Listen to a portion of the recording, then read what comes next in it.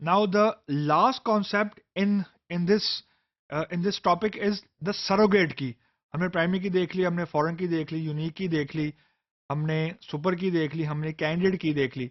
अब जो आखिरी की, और ये इंटेंशनली बाय डिजाइन मैं एंड में डिस्कस कर रहा हूं, रीजन कि इसका प्रीरेक्विजिट ये है कि यू शुड नो कि प्राइमरी की क्या होती है, कंपोजिट प्राइमरी की क्या होती है, फॉरेन कीज क्या होती है, वन टू मैनी क्या होता है, यानी and this thing is by design. तो बुक्स में हो सकता है आपको ये सीक्वेंस में मिले, यानी जहां पे आपने कीज को डिस्कस किया है, सारी कीज को एकदम एक साथ डिस्कशन हो जाए. लेकिन I tend to be do it differently, कि हम लोग ये चीज उस वक्त डिस्कस करें जब आपने सारी चीजें पहले डिस्कस कर ली जो इसका प्री रिक्विजिट है.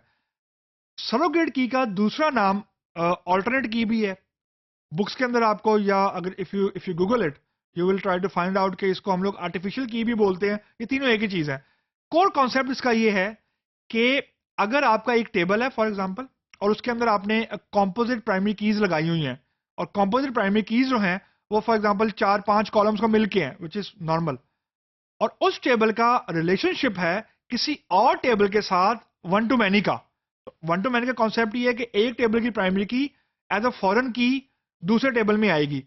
फर्क सिर्फ यह पड़ेगा कि एक टेबल की जो प्राइमरी की है वो एक कॉलम नहीं है, वो 5 कॉलम है. तो 5 के 5 कॉलम एज अ फॉरेन की आएंगे मैनी वाली साइड के ऊपर, मैनी वाले टेबल में.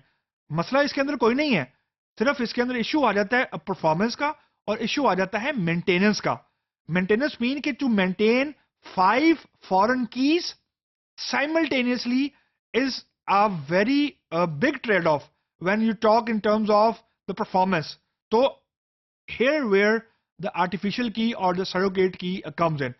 Surrogate key basically आपकी रिक्वायरमेंट्स का पार्ट नहीं होती. यानी जितनी भी आप लोग एनालिसिस करेंगे, रिक्वायरमेंट गैदरिंग करेंगे, यू मेक, आप ये डिसाइड करेंगे किस की को प्राइमरी की बनाना है, किसको फॉरेन की बनाना है. these things, या जो जो सरोगेट की है, it is since it is not part of the requirement, तो ये आपके सिस्टम का एक्चुअल पार्ट नहीं है, क्योंकि आर्टिफिशियल पार्ट है. इससे मुराद ये है कि जो जो सरोगेट की को ऐड करने का डिसीजन है, it is mainly based on the issue of performance and maintainability. Not, it's not a requirement issue. यानी अगर आप इसको मैप करने की कोशिश करें कि हमने सरोगेट की इसलिए बनाई थी क्योंकि यूजर की रिक्वायरमेंट कोई थी, उसको फुलफिल करने के लिए हमने सरोगेट की बनाई है, ऐसी चीज एग्जिस्ट नहीं करती. सरोगेट की बनाने का या ना बनाने का डिसीजन मेयर आपकी परफॉर्मेंस और मेंटेनेंस के लिए होता है. तो बेसिकली हम ये अवॉइड करना चाहते हैं कि हम बजाय इसके कि 5 प्राइमरी कीज को एज अ फॉरेन की लेके आए किसी नए टेबल में, और फिर 5 फॉरेन कीज का को मेंटेन करें, that's a very big cost. तो हम सिर्फ ये करते हैं कि 5 कॉलम्स के अगेंस्ट एक आर्टिफिशियल या एक नया कॉलम ऐड कर देते हैं जिसका कोई ताल्लुक बिजनेस वैल्यू से नहीं है, कोई बिजनेस रिक्वायरमेंट नहीं है. उस आर्टिफिशियल कॉलम को हम सिर्फ फिर एज अ प्राइमरी की बना के फॉरेन की ले जाते हैं. तो इसका सबसे बड़ा बेनिफिट ये होता है कि you are no more maintaining 5 columns as a foreign key.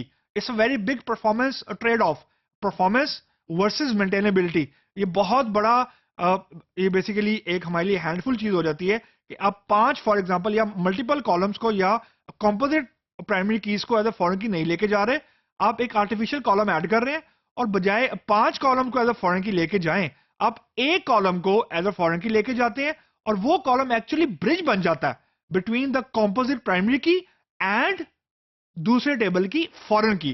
तो जब whenever I will refer to for example a surrogate key, तो बेसिकली मैं एक कॉलम को रेफर नहीं कर रहा हूँ, बेसिकली मैं 4-5 कॉलम्स को या पूरी की पूरी कंपोजिट जो की है, जो कंपोजिट प्राइमरी की है, उसको रेफर कर रहा हूँ, क्योंकि there is no concept such as a composite foreign key. Composite foreign key कोई नहीं हुआ करती, हमेशा कंपोजिट प्राइमरी की हुआ करती है. लेकिन फॉरेन की वो होती है जो जो किसी प्राइमरी की या प्राइमरी कीज को रेफर करती है. तो कीज को रेफर करने से मुराद ये होता है, या प्राइमरी कीज को रेफर करने से मुराद ये होता है कंपोजिट प्राइमरी की. तो दे विल मल्टीपल एट्रीब्यूट्स.